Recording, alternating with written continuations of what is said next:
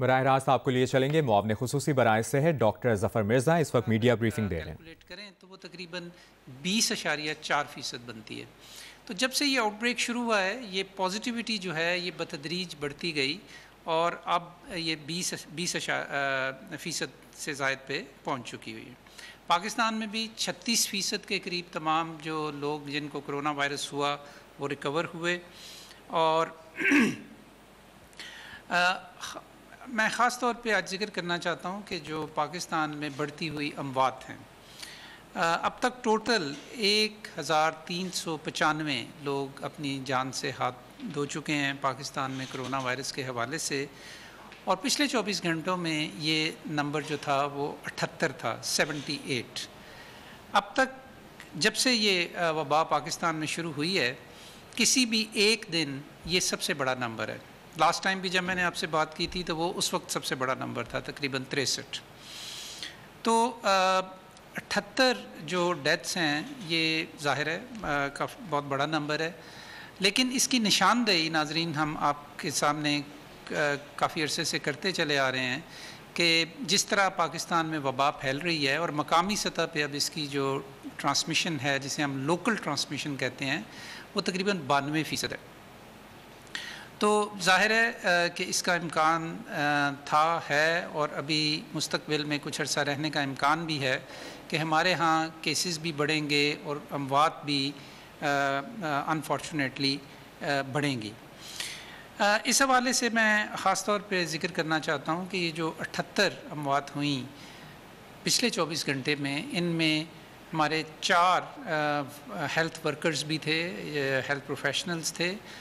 میں تمام 78 کے 78 جو خاندان ہیں ان سے اظہار افسوس کرتا ہوں، اللہ ان کی مغفرت کرے، ہم انہیں شہید سمجھتے ہیں، اور ہماری تمام تر ہمدردیاں اہل خانہ کے ساتھ ہیں، اور ہم بالکل جو ہم نے ایک پروگرام بھی شروع کیا ہوا پاکستان میں وی کیئر کے نام سے، ہمارے نزدیک ہمارے جو فرنٹ لائن ہیلتھ ورکرز ہیں، جو ہیلتھ پروفیشنلز ہیں، وہ ہماری سب سے بڑی ترجیح ہیں اس پوری قومی سطح پہ جو ہم ایفرٹ کر رہے ہیں، اور اس سلسلے میں بہت سارے اقدامات بھی کر رہے ہیں، اور پچھلے بریفنگز میں ان کا ذکر بھی کر چکا ہوں۔ ناظرین، اس کے ساتھ ساتھ میں چند ایک چیزوں کی نشاندہی کرنا چاہتا ہوں۔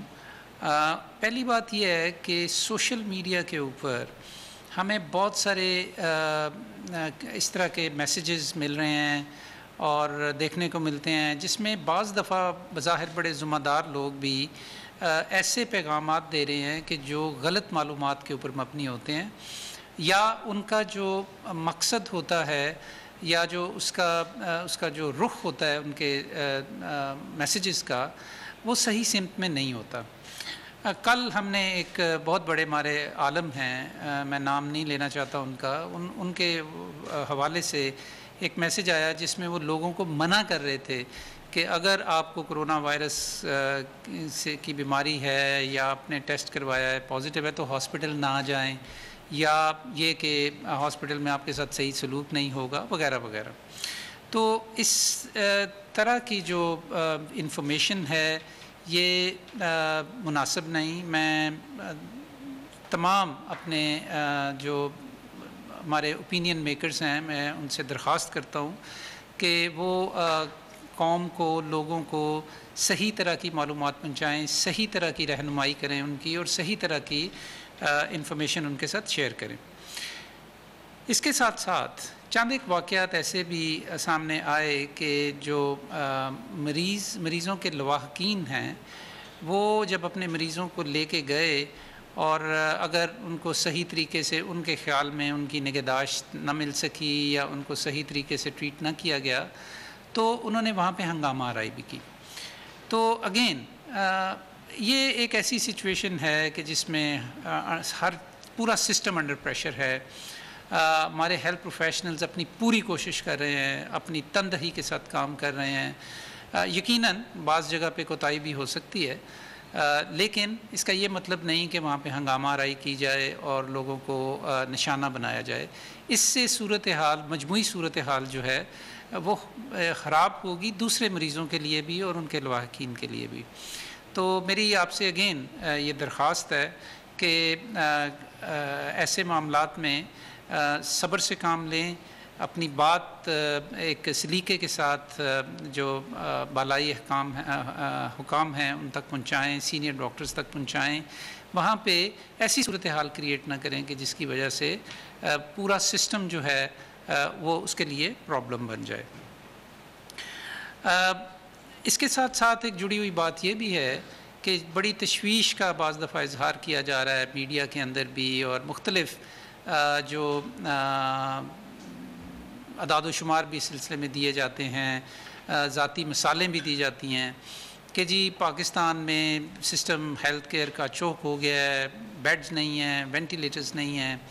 کل میں نے آپ سے یہ بات کی تھی کہ آج ہم آپ کو ایک نئے سسٹم کے بارے میں بتائیں گے جو کہ ریسورس مینجمنٹ سسٹم ہے پاکستان کے ہیلتھ کیئر سسٹم کے حوالے سے، تو وہ آج بوجود نہ ہو سکا۔ انشاءاللہ کل ہم آپ کو تفصیلی بریفنگ دیں گے اس کے اوپر کہ پاکستان میں اس وقت بیڈز کی، آئی سی یوز کی، وینٹیلیٹرز کی اور دیگر جو سہولیات ہیں ان کی کیا کیفیت ہے۔ آپ کو آج کے لیے صرف اتنا بتانا کافی ہے کہ پاکستان میں جو مجموعی ہمارے ایسٹس ہیں ہیلتھ کیئر میں، ان کا 25% سے زیادہ اس وقت انگیج نہیں ہے کرونا وائرس کے حوالے سے۔ یقیناً کچھ ہسپتالوں کے اندر مسائل پیدا ہوتے ہیں بڑے شہروں کے اندر، اور اس کے لیے ہم نے یہ جو سسٹم بنایا یہ آپ کو تفصیل کے ساتھ کل ہم اس کی جزیات بتائیں گے کہ کیسے اگر اس کو ایک مناسب طریقے سے، ریشنل طریقے سے استعمال کیا جائے تو آنے والے کافی عرصے تک انشاءاللہ تعالی ہمیں اس چیز کی کمی نہیں ہوگی۔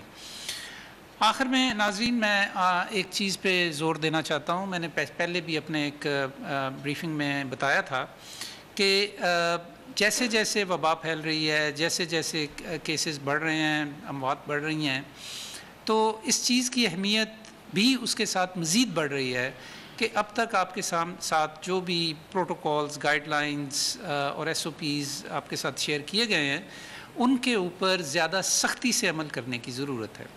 اس حوالے سے آپ سے بات ہو چکی ہے لیکن اس کو دہرانا ضروری سمجھتے ہیں ہم کہ ماسک کا خاص طور پہ جو استعمال ہے، اس حوالے سے ہم نے اس کی جو ہدایات تھیں ان کے اندر مزید ہم نے اس کو مینڈیٹری کیا ہے یا اس کے اندر اس کو لازمی قرار دیا ہے اس کے کچھ حصوں کو، یعنی کہ ماسک کے استعمال کے حوالے سے۔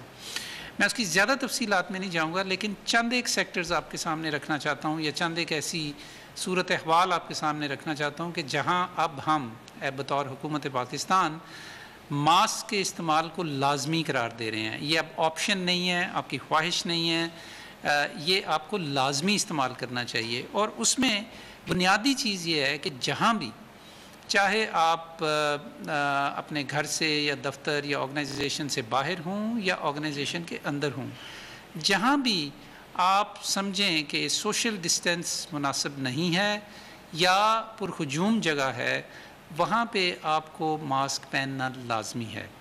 اور یہ ماسک جو ہے یہ سرجیکل ماسک کی ہم بات کر رہے ہیں، یہ کپڑے کا ماسک بھی ہو سکتا ہے۔ اس سے آپ اپنے آپ کو بھی محفوظ کرتے ہیں اور اپنے آپ کو محفوظ کرتے ہوئے دوسروں کو بھی محفوظ کرتے ہیں۔ تو کراؤڈڈ پبلک پلیسز جو بھی ہیں ان کے اندر ماسک پہننا ہم نے لازمی قرار دے دیا ہے۔ اس کے علاوہ ہمارے پاس کئی ایس او پیز ہیں مختلف جگہوں کے بارے میں کہ جہاں پہ ہم ماسک کا ذکر کرتے رہے ہیں، لیکن میں آپ کے سامنے 5-6 صرف لسٹ کرنا چاہتا ہوں کہ جہاں پہ خاص طور پہ ماسک پہننا ضروری ہے۔ مساجد کے اندر، بازاروں میں، دکانوں کے اندر، شاپنگ مالز ہوں یا چھوٹی دکانیں ہوں، پبلک ٹرانسپورٹ، ذرائع آمد و رفت جب آپ استعمال کرتے ہیں، چاہے وہ جہاز ہے، چاہے وہ ٹرین ہے، چاہے وہ بس ہے، چاہے وہ ویگن ہے، ماسک پہننا لازمی ہے یہاں پہ۔ اور دوسرے یہ کہ اکثر لوگ یہ بھی پوچھتے ہیں کہ جی ہم اگر کسی میٹنگ میں بیٹھے ہوئے ہیں یا گھر کے اندر ہیں تو کیا، تو اس کے لیے بھی آپ کو اپنی ججمنٹ استعمال کرنے کی ضرورت ہے کہ جب آپ سمجھیں کہ زیادہ لوگ ہیں اور ان کے درمیان جو فاصلہ ہے وہ کم ہے تو ہم ماسک پہننا چاہیے۔ تو اس کے علاوہ جو ماسک کا استعمال یا پرسنل پروٹیکشن ایکوپمنٹ کا استعمال جو ہے ہسپتالوں کے اندر ہیلتھ پروفیشنلز کے لیے، ہوم کوارنٹائن کے لیے ہوم آئسولیشن کے لیے اس کی کافی تفصیلات ان کے جو انفرادی ہدایت نامے ہیں یا جو ایس او پیز ہیں ان میں دی جا چکی ہیں، دہرانے کا وقت نہیں ہے. لیکن یہ جو میں نے چند آپ کو چیزیں بتائی ہیں، پلیز اس کو اپنے نوٹ کر لیں اور اس کو رجسٹر کر لیں کہ ان صورت احوال میں ماسک کا استعمال اب ہم لازمی قرار دے رہے ہیں. آپ کا بہت بہت شکریہ. اب میں پاس آن کروں گا معید یوسف صاحب کو جو کہ قومی سلامتی کے مشیر ہیں، اور وہ آپ سے جو بارڈرز کی صورتحال ہے اور کرونا وائرس کے تناظر میں اس کا تفصیلات بتائیں گے. جی ڈاکٹر صاحب بہت شکریہ. میں آپ کی خدمت میں 2-3 اہم گزارشات آپ کے سامنے رکھ رہا ہوں. ایک تو حسب معمول آپ کو ہم وقتاً فوقتاً اپڈیٹ دیتے رہتے ہیں کہ جو ہمارے پاکستانی سمندر پار پاکستانی جو سٹرینڈڈ ہیں پاکستان سے باہر، جو واپس آنا چاہتے ہیں، اس سلسلے میں اب تک ہم 33,000 سے زائد پاکستانی دنیا کے 55 سے 60 ممالک کے درمیان ادھر سے ہم واپس لا چکے ہیں جب سے ہم نے اپنی فضائی حدود کو مخصوص پروازوں کے لیے کھولا تھا اپریل کے شروع میں.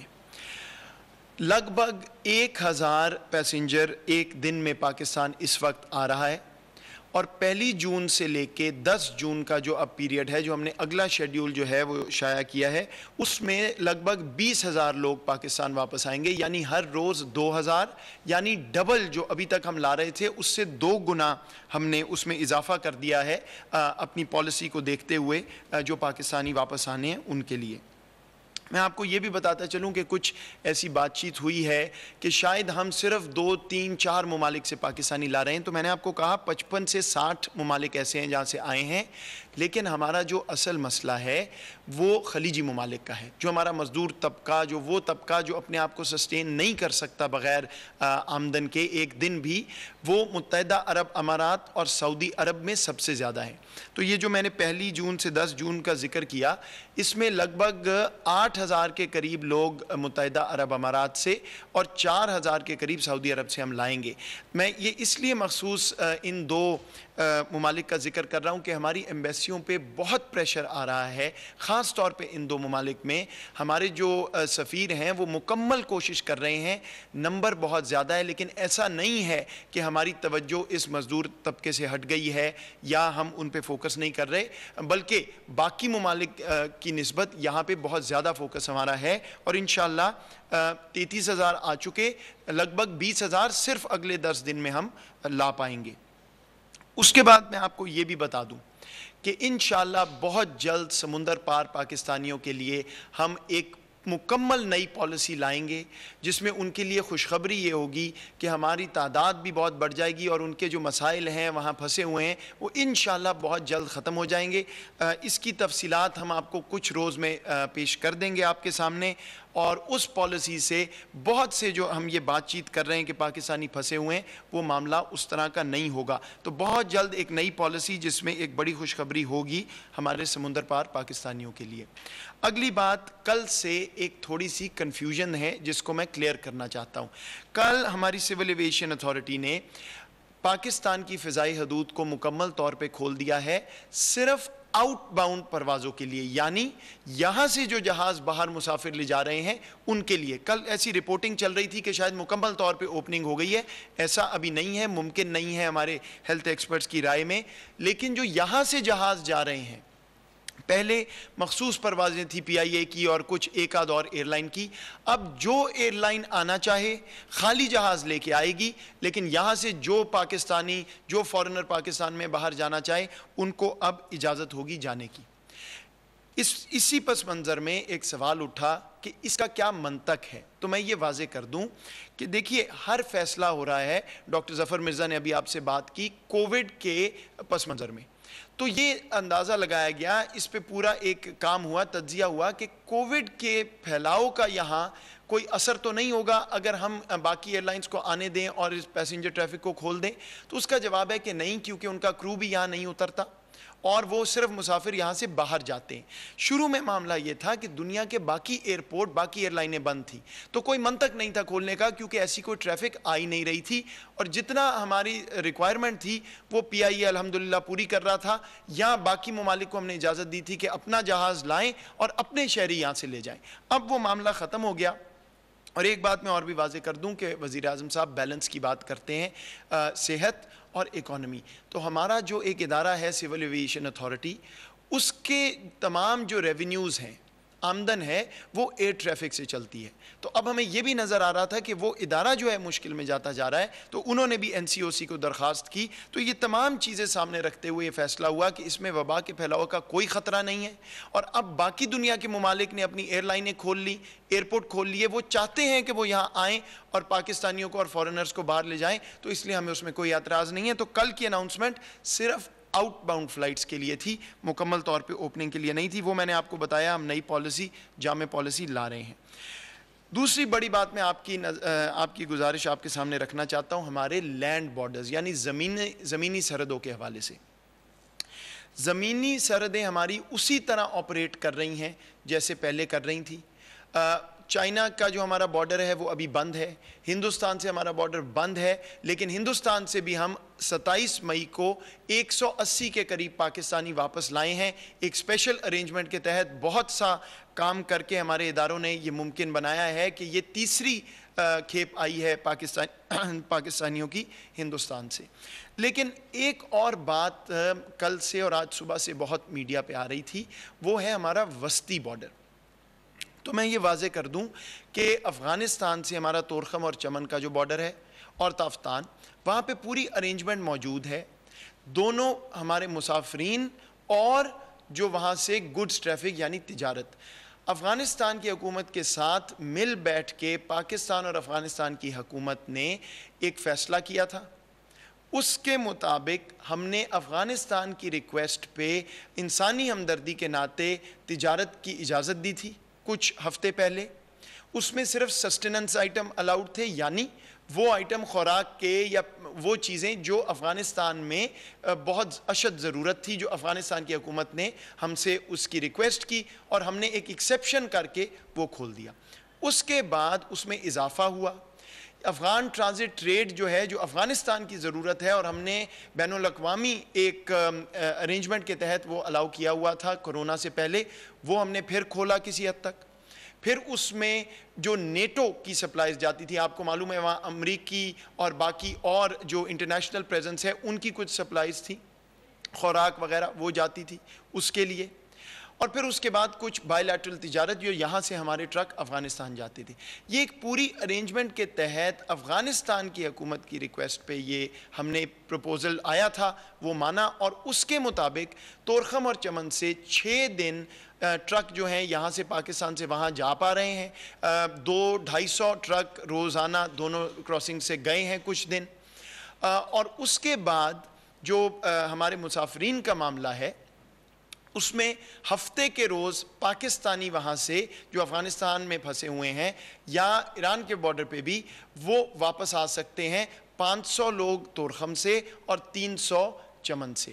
اس میں وضاحت کی ضرورت یہ ہے کہ ہماری ایک مجموعی پالیسی ہے کہ اس وقت تک ہم صرف سٹرینڈڈ پاکستانیز کو واپس لا سک رہے ہیں, کیونکہ ہماری کووڈ پروٹوکولز ہیں. ہم نے ٹیسٹ کرنا ہے, کرنٹینہ کا انتظام کرنا ہے, جو ٹرک بھی جاتے ہیں وہ ڈس انفیکٹ ہوتے ہیں, اس کے بعد اس کا ایک پورا پروسیس ہے تاکہ وبا کا پھیلاؤ ہماری سرحدوں میں نہ آئے باہر سے. تو پاکستانی جو وہاں سٹرینڈڈ ہیں ان کو ہم واپس لا رہے ہیں. جو افغان شہری یہاں سے جانا چاہتے ہیں ان کو بالکل اجازت ہے, اور بلکہ ہم نے فیسیلیٹیٹ کیا ہے. کئی ایسے دن تھے جب وہ بارڈر جو ہے پیڈسٹرینز کے لیے نہیں کھلا تھا, خاص طور پہ کھول کے ہم نے ان کو فیسیلیٹیٹ کیا, اور ہم کرتے رہیں گے جتنے افغانی شہری یہاں سے پاکستان سے واپس جانا چاہتے ہیں. پاکستانی سٹینڈرڈ کی بات بھی ہو گئی.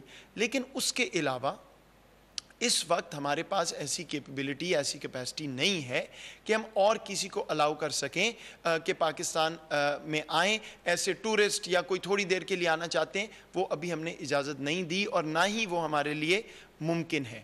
یہ بات درست ہے کہ ہم انٹرنلی ایک پالیسی پہ بات کر رہے ہیں کہ آخر وہ لوگ جو یہاں پہ پاکستان میں مستقل کسی پلانٹ پہ ہیں, کوئی بزنس چلاتے ہیں, جن کے پاس پراپر ویزے ہیں, جن کے پاس پاسپورٹ بزنس جو ویزا ہم دیتے ہیں لانگ ٹرم وہ ہیں, تو ان کی بات چیت ہو رہی ہے, اور اگر اس میں کوئی ہمیں حل نکالنا ہے تو وہ جلد ہی ہم اس کی کوشش کر رہے ہیں. لیکن اس کے علاوہ ایک پیسنجرز جو پاکستان آئیں 1 دن کے لیے 2 دن کے لیے, وہ ابھی ہم نے نہ اجازت دی ہے نہ ہم دے سکتے ہیں. اور اسی طرح اگر ہم نے جو ارینجمنٹس کی ہوئی ہیں اپنے لینڈ بارڈرز پہ, چین کے ساتھ ہم بات چیت کر رہے ہیں, ایران کے ساتھ بات چیت ہوئی ہے, آپ کو معلوم ہے وہاں پہ بھی تجارت چل رہی ہے کسی حد تک. اگر کوئی تبدیلی لانی ہے تو دونوں حکومتیں بیٹھ سکتی ہیں اور بالکل ہم وہ کر سکتے ہیں.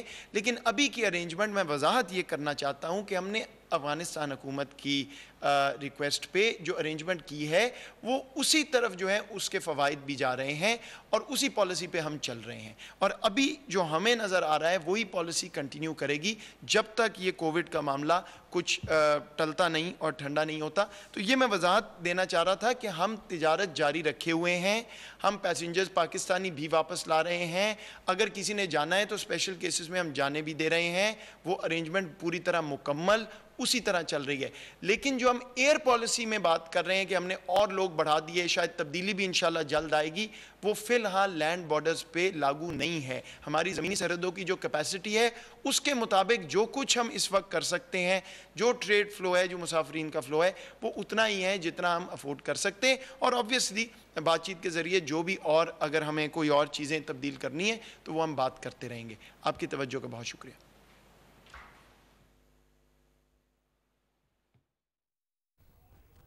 معاونین خصوصی معید یوسف اور معاون خصوصی برائے صحت ڈاکٹر ظفر مرزا میڈیا بریفنگ دے رہے تھے.